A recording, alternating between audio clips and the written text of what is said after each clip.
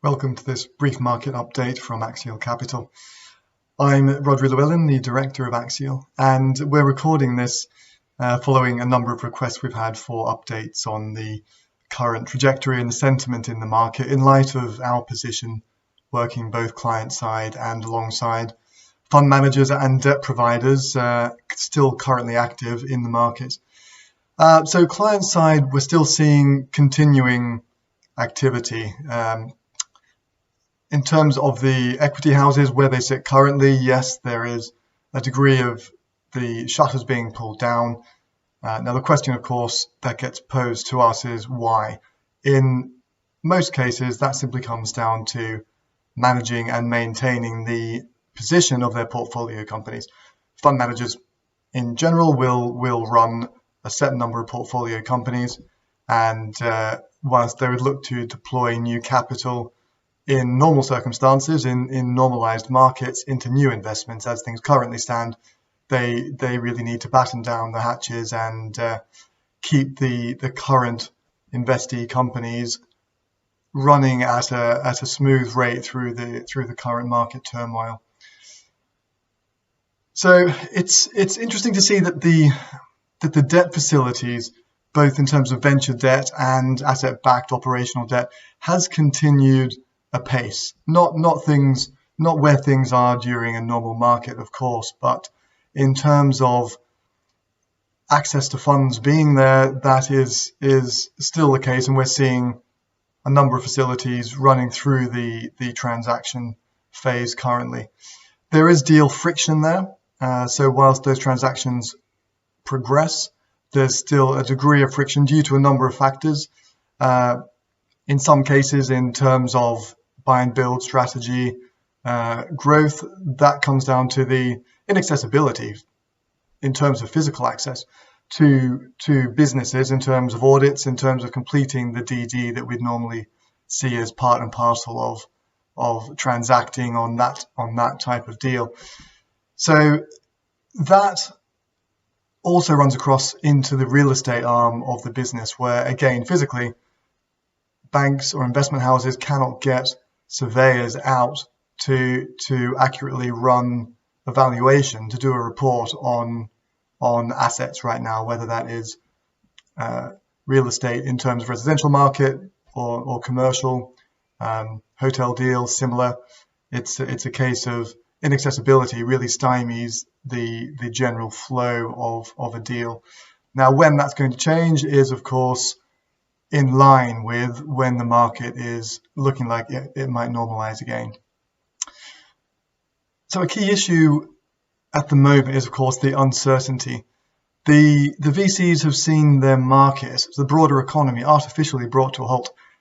We're in an environment right now that is a government-mandated lockup of the economy. And depending how far out that horizon is, where we'll see a release from the current market gridlock, we could, longer run, see anything from a substantial drop in revenues, which will impact from smaller businesses right the way through to reporting public companies.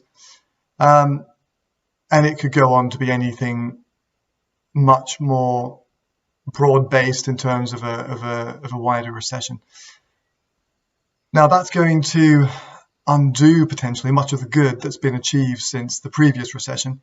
Now, that period was notable, of course, for the startup scene flourishing, which means currently we have this broader SME economy within the overall economy, within the macroeconomic environment. There is this subset, and by their nature, they are smaller businesses and have a more fragile balance sheet. It's those businesses that, one, we unfortunately have seen through some of our administration partners dealing with a greater increased flow of IP insolvency transactions. And we are working with those clients as well in terms of restructure and refinance. There's various approaches that we are working on with clients depending on what their market looks like. Of course, some sectors right now, outsourced service providers, are actually seeing revenues staying relatively consistent, whereas others are going to take a much greater drop off in their revenues, and it's a different approach, of course, to those clients in terms of how we look at their current funding structure and how we put together a strategy to take them through this next phase. Underwriting, of course, which sits behind all of these deals, has been tightened substantially, and in some cases has simply resulted in facilities being pulled from the market completely. Those that are larger, regulated, institutional providers of funds, whether debt or equity, underwriting for those, whilst they have to follow a tight procedural approach, which they can do under normal circumstances, that precludes them from easily doing what they would typically do. And in those cases, we have seen a great degree of facilities being pulled from the market. So it's more structured funding that we're seeing right now, and more discretionary funding pots that are taking an active stance.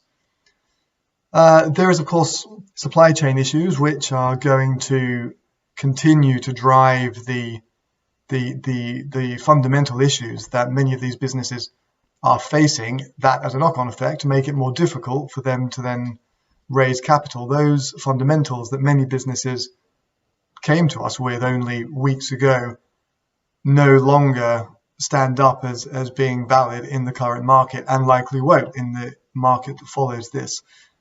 Again, how long that goes for is partly going to be government mandated, and then of course what the economic position looks like after that. But those supply chain issues really need to be freed up right the way down for the economy to find its wheels back in motion. So all of this is, of course, changing weekly, and in some cases daily, with what we're seeing as the market digests and responds with updated policy decisions and the action that they take accordingly. We'll continue to make updates available as that feedback comes back from the market. As it filters through, we will share it as and when we can. So our communication channels are still open as usual, and if you have a more specific inquiry, we'll continue to support clients as effectively as we can. Thanks for watching.